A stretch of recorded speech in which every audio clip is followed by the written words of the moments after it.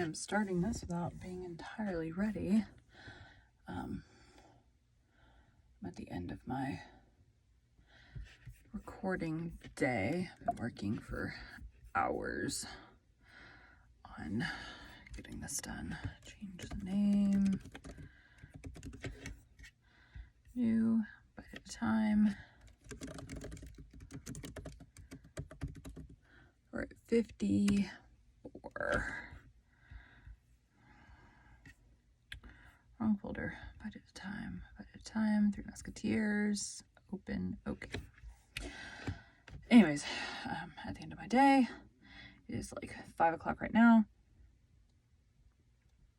I usually make sure I'm done by 6, so I'm like, I've got time to get another podcast episode done. Let's do that. Okay. I need my intro.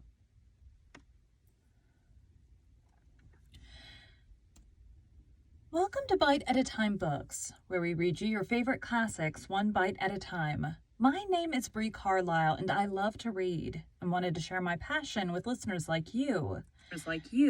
All of the links for our show are in the show notes. Today we will be continuing The 3 Musketeers by Alexandre Dumas. The light above my head is probably going to die because it was almost dead a little bit ago. I charged it for like 5 minutes. Dumas. Chapter 54, Captivity, the third day. Felton had fallen, but there was still another step to be taken. He must be retained, or rather, he must be left quite alone, and my lady but obscurely perceived the means which could lead to this result. Still, more must be done. He must be made to speak in order that he might be spoken to, for my lady very well knew that her greatest seduction was in her voice. Which so skillfully ran over the whole gamut of tones from human speech to language celestial. Yet in spite of all this seduction, my lady might fail, for Felton was forewarned, and that against the least chance. From that moment, she watched all his actions, all his words, from the simplest glance of his eyes to his gestures, even to a breath that could be interpreted as a sigh. In short, she studied everything, as a skillful comedian does to whom a new part has been assigned in a line to which he is not accustomed.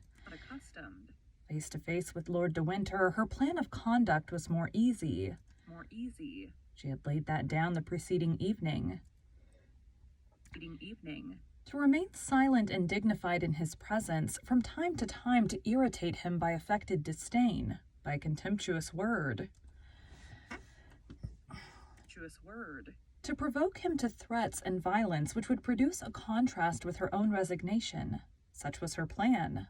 Felton would see all, perhaps he would say nothing, but he would see.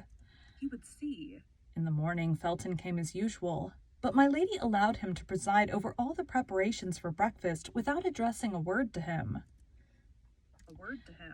At the moment when he was about to retire, she was cheered with a ray of hope, for she thought he was about to speak, but his lips moved without any sound leaving his mouth. And making a powerful effort to control himself, he sent back to his heart the words that were about to escape from his lips, and went out. Toward midday, Lord de Winter entered.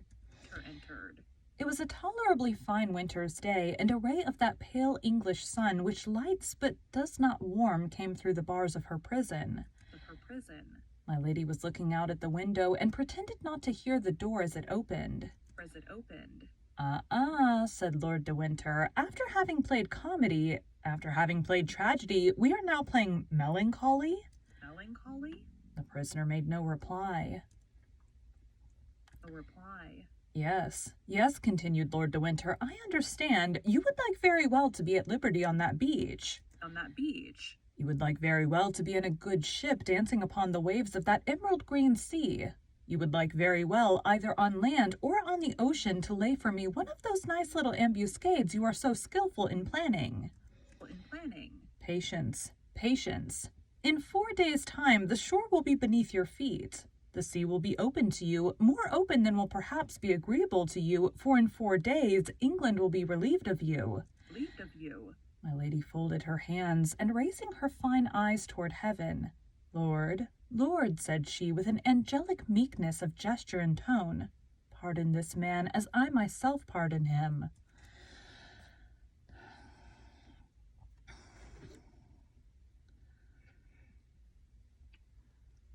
Wait for a new book. Pardon him. "Yes, pray, accursed woman," cried the baron. "Your prayer is so much the more generous from your being, I swear to you, in the power of a man who will never pardon you." And he went out. At the moment he went out, a piercing glance darted through the opening of the nearly closed door, and she perceived Felton, who drew quickly to one side to prevent being seen by her. Then she threw herself upon her knees and began to pray. "My God, my God," where am I? My God," said she, "thou knowest in what holy cause I suffer. Give me then strength to suffer." The door opened gently. The beautiful supplicant pretended not to hear the noise, and in a voice broken by tears, she continued, "God of vengeance, God of goodness, wilt thou allow the frightful projects of this man to be accomplished?" Then only she pretended to hear the sound of Felton's steps, and rising quick as thought, she blushed as if ashamed of being surprised on her knees. "I do not like to disturb those who pray, madame," said Felton seriously. "Do not disturb yourself on my account, I beseech you." "How do you know I was praying, sir?" said my lady in a voice broken by sobs. "You were deceived, sir. I was not praying." "Do you think then, madame," replied Felton in the same serious voice, but with a milder tone, "do you think I assume the right of preventing a creature from prostrating herself before her Creator?" "God forbid. Besides, repentance becomes the guilty, whatever crimes they may have committed. For me, the guilty are sacred at the feet of God." "Guilty? I?" said my lady, with a smile which might have disarmed the angel of the Last Judgment. I don't know if you can hear it, my stomach is making noise. I ate an apple a little while ago, and it is, every time I eat an apple, it makes a lot of noise. Judgment.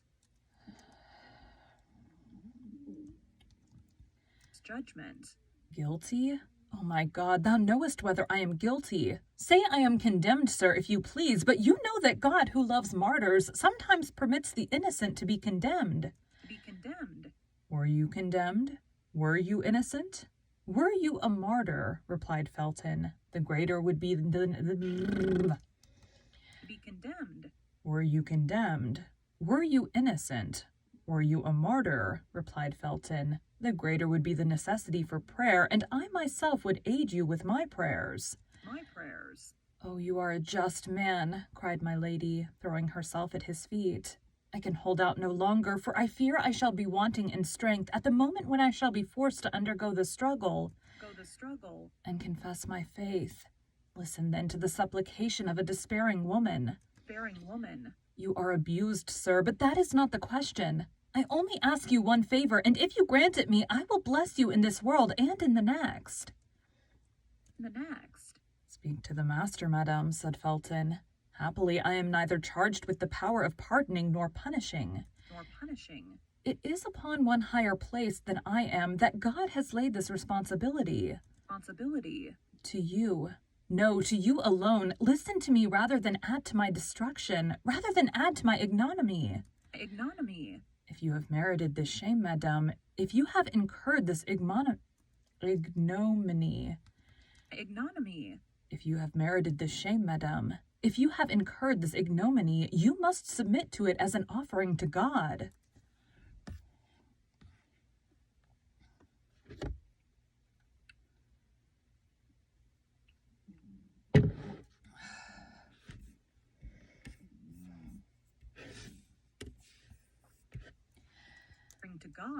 "What do you say?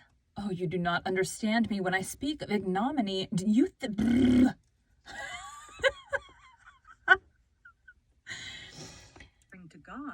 What do you say? Oh, you do not understand me when I speak of ignominy. You think I speak of some chastisement or imprisonment or death. Would to heaven, of what consequence to me is imprisonment or death? It is I who no longer understand you, madame, said Felton. Or rather, who pretend not to understand me, sir, replied the prisoner with a smile of incredulity. No, madame, on the honor of a soldier, on the faith of a Christian. What? You are ignorant of Lord de Winter's A Christian. What? You are ignorant of Lord de Winter's designs upon me? I am. Impossible. You are his confidant. I never lie, madame. Oh, he conceals them too little for you not to divine them. Divine them? I seek to divine nothing, madame. I wait till I am confided in, and apart from that which Lord de Winter has said to me before you, he has confided nothing to me. Nothing to me. Why, then, cried my lady with an incredible tone of truthfulness, you are not his accomplice. You do not know that he destines me to a disgrace which all the punishment of the world cannot equal in horror. You are deceived, madame, said Felton, blushing. Lord de Winter is not capable of such a crime. Such a crime? Good, said my lady to herself. Without thinking what it is, he calls it a crime. Then aloud, the friend of that wretch is capable of everything.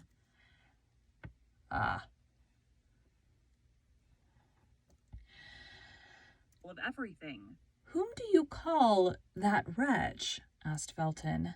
Are there, then, in England, two men to whom such an epithet can be applied? You mean George Villiers? Asked Felton, whose looks became excited. Whom pagans and unbelieving Gentiles call Duke of Buckingham, replied my lady. I could not have thought that there was an Englishman in all England who would have required so long an explanation to make him understand of whom I was speaking. The hand of the Lord is stretched over him, said Felton. He will not escape the chastisement he deserves.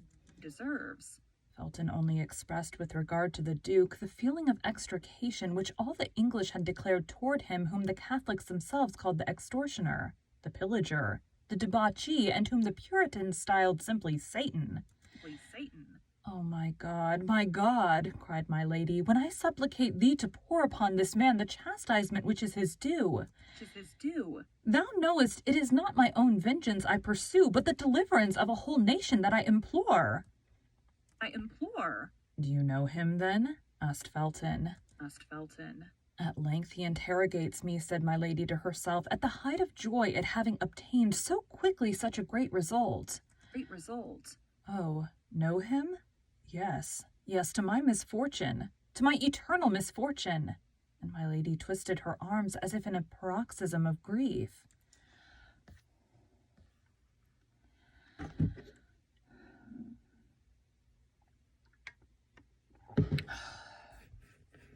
Keep getting text message notifications. Boop. Of grief. Felton no doubt felt within himself that his strength was abandoning him, and he made several steps toward the door. But the prisoner, whose eye never left him, sprang in pursuit of him and stopped him. Sir, cried she, be kind, be clement, listen to my prayer. That knife which the fatal prudence of the Baron deprived me of, because he knows the use I would make of it. Oh, hear me to the end. That knife, give it to me for a minute only, for mercy's, for pity's sake. I will embrace your knees. You shall shut the door, that you may be certain I contemplate no injury to you. My God, to you, the only just, good, and compassionate being I have met with. To you, my preserver, perhaps. 1 minute that knife. 1 minute, a single minute, and I will restore it to you through the grating of the door. Only 1 minute, Mr. Felton, and you will have saved my honor. Excuse me. To kill yourself? Cried Felton with terror, forgetting to withdraw his hands from the hands of the prisoner. To kill yourself? I have told, sir, murmured my lady, lowering her voice and allowing herself to sink overpowered to the ground. I have told my secret. He knows all. My God, I am lost. Felton remained standing, motionless and undecided. He still doubts, thought my lady. I have not been earnest enough. Someone was heard in the corridor. My lady recognized the step of Lord de Winter. Felton recognized it also and made a step toward the door. My lady sprang toward him. "Oh, not a word," said she in a concentrated voice. "Not a word of all that I have said to you, to this man, or I am lost. And it would be you. You." Then as the steps drew near, she became silent for fear of being heard. Applying with a gesture of infinite terror her beautiful hand to Felton's mouth. Felton gently repulsed my lady, and she sank into a chair. Lord de Winter passed before the door without stopping, and they heard the noise of his footsteps soon die away. Felton, as pale as death, remained some instants with his ear bent and listening. Then, when the sound was quite extinct, he breathed like a man awaking from a dream, and rushed out of the apartment. "Ah," said my lady, listening in her turn to the noise of Felton's steps, which withdrew in a direction opposite to those of Lord de Winter. "At length you are mine." Then her brow darkened. "If he tells the Baron," said she, "I am lost. For the Baron, who knows very well that I shall not kill myself, will place me before him with a knife in my hand, and he will discover that all this despair is but acted." She placed herself before the glass and regarded herself attentively. Never had she appeared more beautiful. "Oh, yes," she said, smiling, "but we won't tell him." In the evening Lord de Winter accompanied the supper. "Sir," said my lady, "is your presence an indispensable accessory of my captivity? Could you not spare me the increase of torture which your visits cause me?"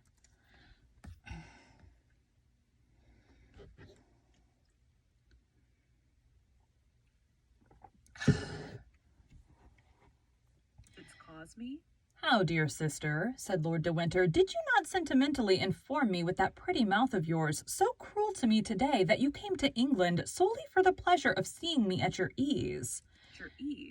In enjoyment of which you told me you so sensibly felt the deprivation that you had risked everything for it. Seasickness, tempest, captivity. Well, here I am. Be satisfied. Besides, this time my visit has a motive." My lady trembled. She thought Felton had told all. Perhaps never in her life had this woman, who had experienced so many opposite and powerful emotions, felt her heart beat so violently. She was seated. Lord de Winter took a chair, drew it toward her, and sat down close beside her. Then taking a paper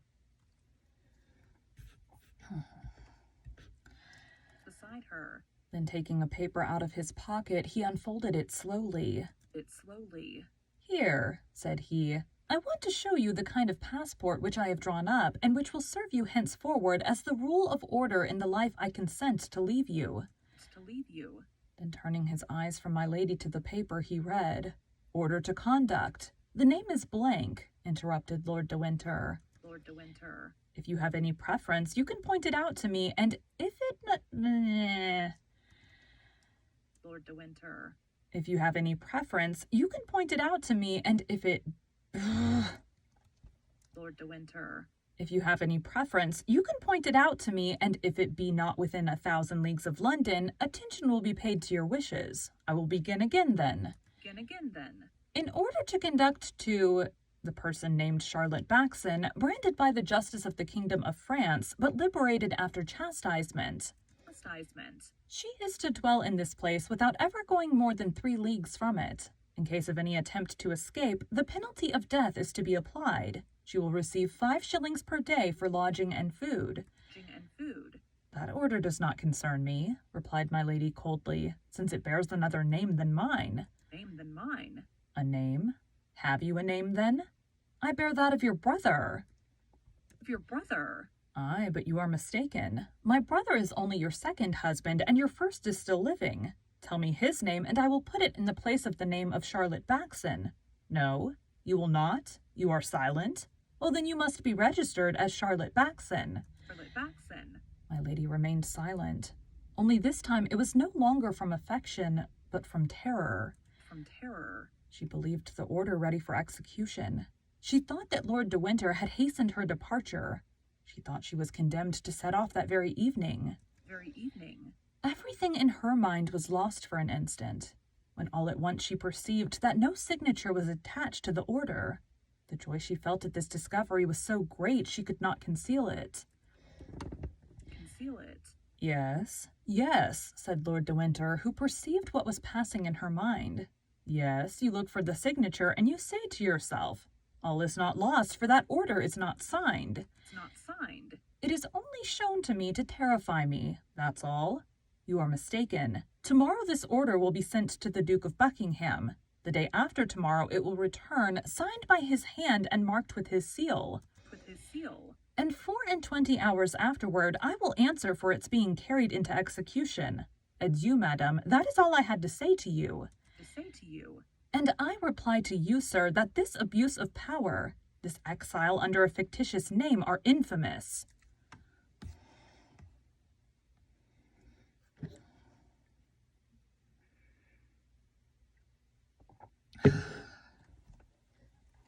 Infamous. Would you like better to be hanged in your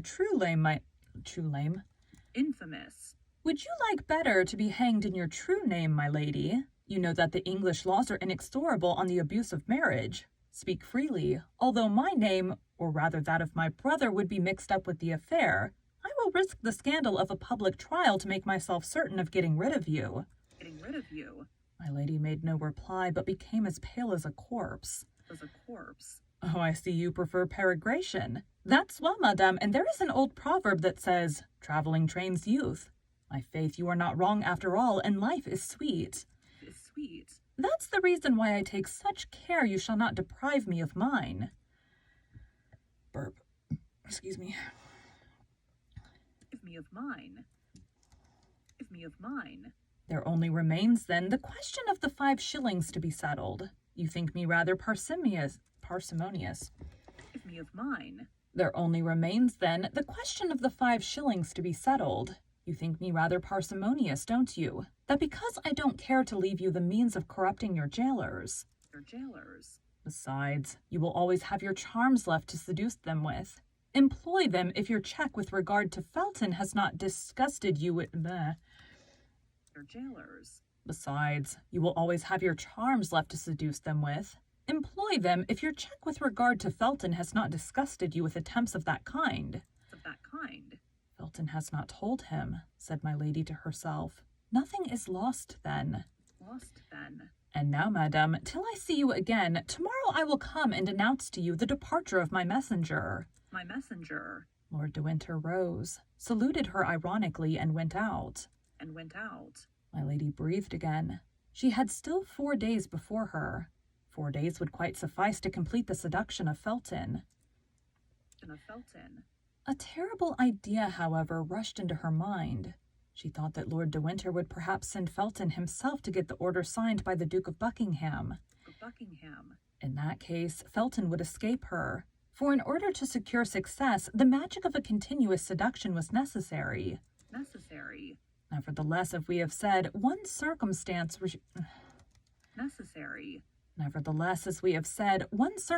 reassured her. Felton had not spoken. As she would not appear to be agitated by the threats of Lord de Winter, she placed herself at the table and ate. Then, as she had done the evening before, she fell on her knees and repeated her prayers aloud. As on the evening before, the soldier stopped his march to listen to her. Soon after, she heard lighter steps than those of the sentinel, which came from the end of the corridor and stopped before her door. It is he, said she, and she began the same religious chant which had so strongly excited Felton the evening before. Ugh. But although her voice, sweet, full, and sonorous, vibrated as harmoniously and as affectionately as ever, the door remained shut. It appeared, however, to my lady that in one of the furtive glances she darted from time to time at the grating of the door, she thought she saw the ardent eyes of the young man through the narrow opening.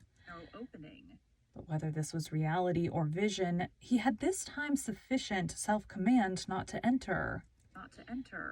However, a few instances after she had finished her religious song, my lady thought she heard a profound sigh. Then the same step she had heard approach slowly withdrew, as if with... Then the same step she had heard approach slowly withdrew, as if with regret.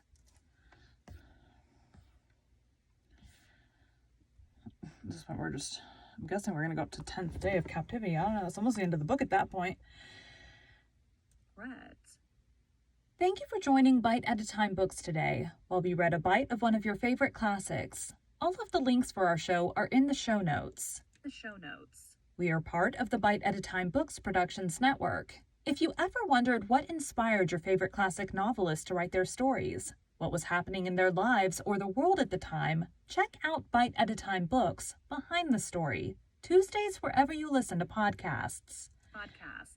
Again, my name is Bree Carlisle, and I hope you come back tomorrow while we take the next bite of the Three Musketeers.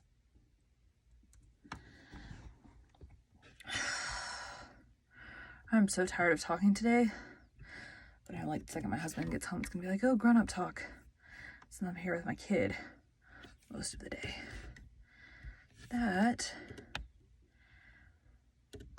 Excuse me, that is all I got for today. Thanks, guys.